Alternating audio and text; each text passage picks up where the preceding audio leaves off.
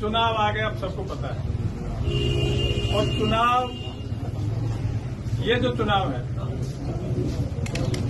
ये चुनाव दो चीजों की परीक्षा है। एक तो मेरे काम की परीक्षा है कि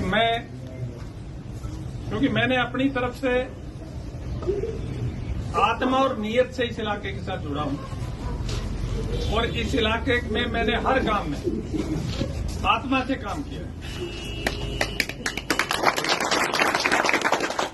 और ऐसे काम किए गांवों में जो पीढ़ियां याद करेंगी। दूसरी परीक्षा है वोटर्स की,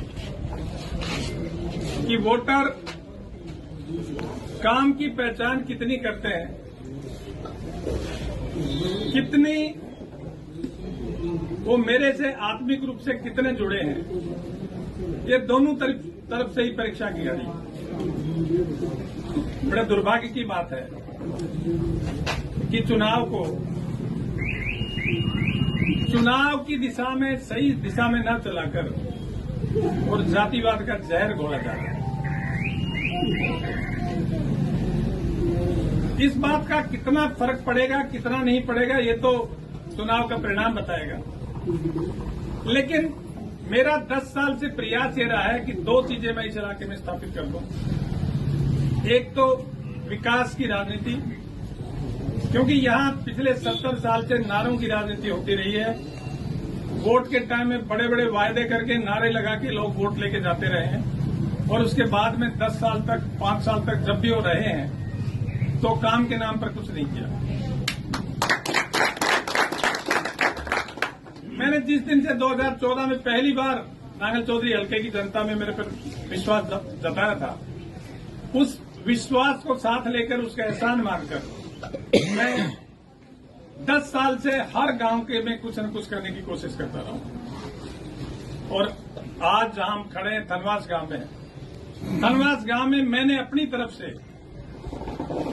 जो मैं दे सकता था वो देने में कसर नहीं छोड़ी।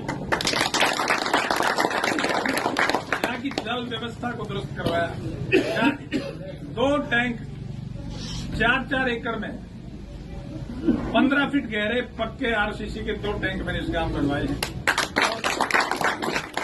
मेरे ख्याल से कम दोनों टैंक को मिलाओगे तो 700-800 एकड़ जमीन में एक पानी दिया जा सकता है। वो ऐसी चीज तो है नहीं कि एक फसल में खराब हो जाएगी, 2 फसल में खराब हो जाएगी। वो तो पीढ़ियों तक चलने वाली चीज है। इसी तरह से स्कूल धनवास का काफी साल से आप लोग प्रयासरत थे। मेरे को जब बताया गया कि स्कूल को अपग्रेड करो तो मैंने आपकी आदेश की पालना करते हुए स्कूल को अपग्रेड करवाया।